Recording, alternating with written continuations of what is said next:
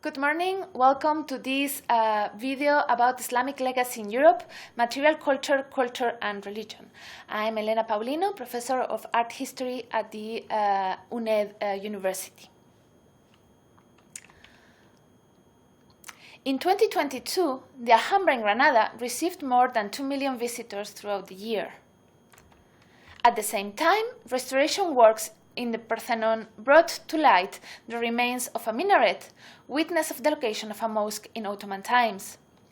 At the same time, in Bosnia-Herzegovina, restoration campaigns have focused on Ottoman mosques, but also on manuscripts preserved in various institutions.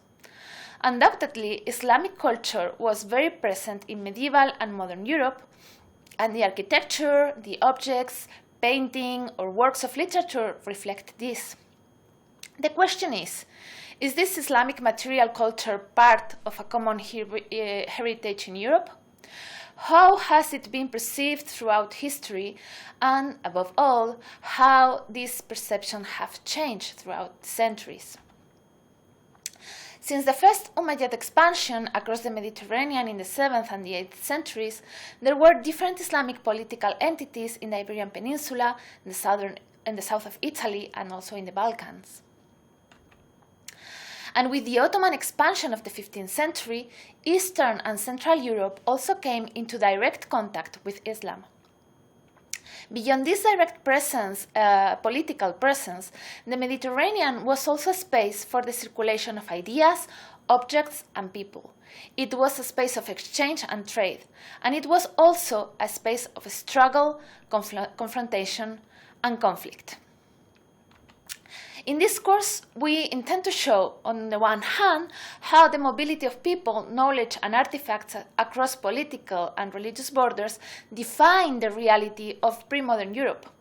On the other hand, it will analyze the complex narratives, identity, and otherness produced from the Middle Ages until today around this mobility of objects, around this mobility of people, and these artistic consequences of such mobility.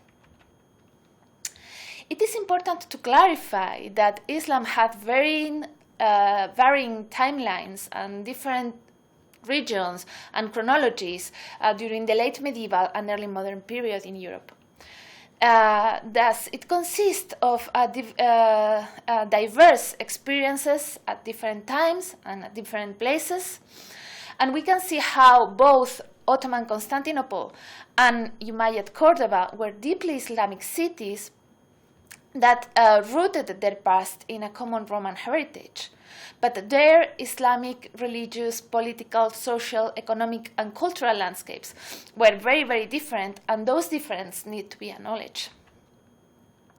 In this context, two apparently opposing historiographical currents have developed. On the one hand, geographical fragmentation, meaning that all these places have been studied separately and fragmentarily as unrelated unicums.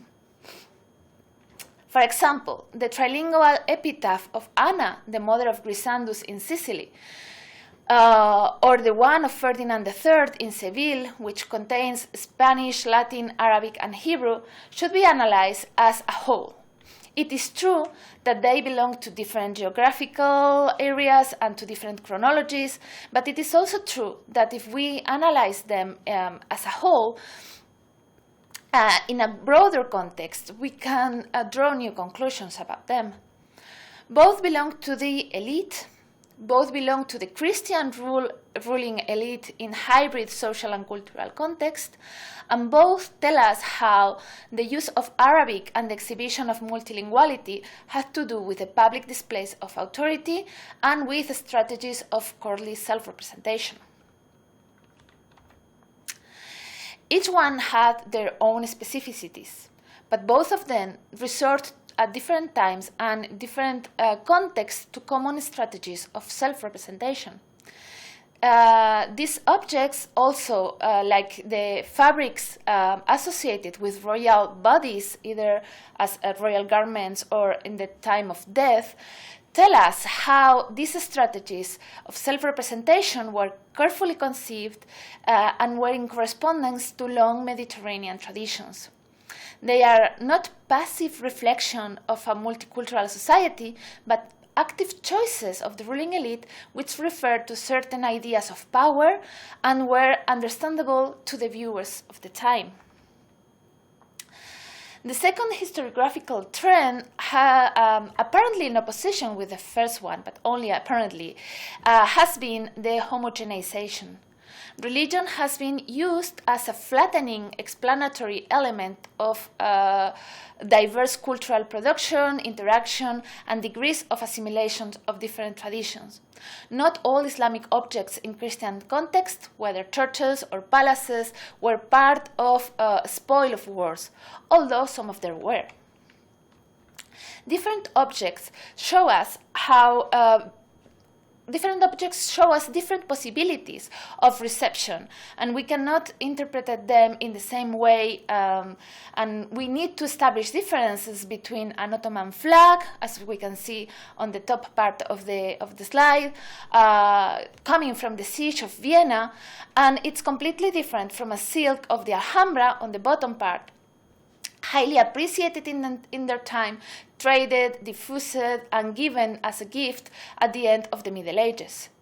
In the same way, this Alhambra silk cannot be appreciated and used in the same way as the ivory casket that were used to complete the back of the relic casket that have been remade in the 14th century, and I'm presenting here the so-called casket of the Bienaventuranzas today at the Archaeological Museum in Madrid.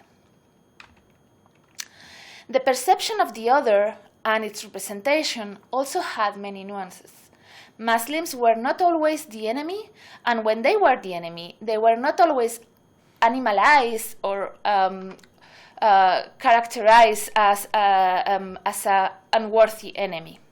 Among other things, we have to take into account the direct knowledge, interaction, and balance of political and economic power around the Mediterranean between the various political powers. On the left part of the slide, we can see a corbel of the Cathedral of Burgos from the 14th century, which has been identified with the representation of the chivalric story of Flores and Blanchefleur, a story of love and conversion that circulated widely in Europe at the end of the Middle Ages. But in the context of the reign of Alfonso XI, when this corbel was made, in Castile, it acquires a very clear connotation related to the military campaigns of conquest of the king. On the right side of the slide, we have Bellini's portrait of Sultan Mehmed II around 1480, which was actually a result of the commercial and diplomatic ties between Venice and Constantinople. We can see the difference between the representation of the Muslim, of the enemy, of the ally. We have different nuances, and they need to be contextualized.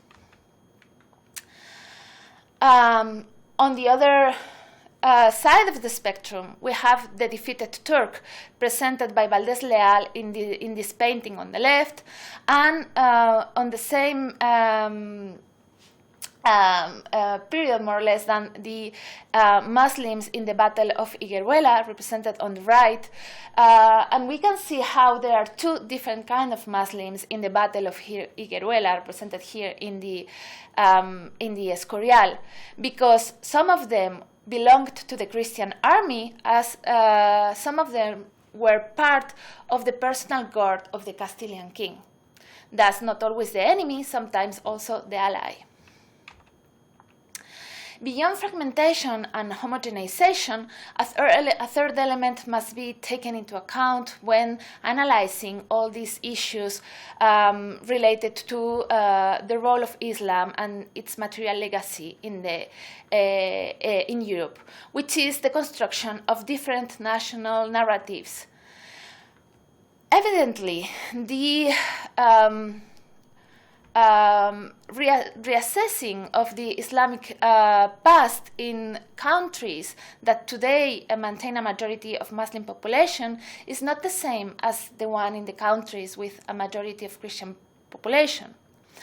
On the other hand, also, in the later countries, different narratives have been developed around the Islamic past. Sometimes these narratives have been based on the idea of exclusion, considering the Islamic period of Al-Andalus and Sicily as sometimes completely alien to the history of the nation of Spain and Italy. They have created narratives of conquest, of continuous confrontation, about absolute otherness, and they have made it very difficult to value and to understand the material culture of those periods. On other occasions, opposing narratives have been configuring.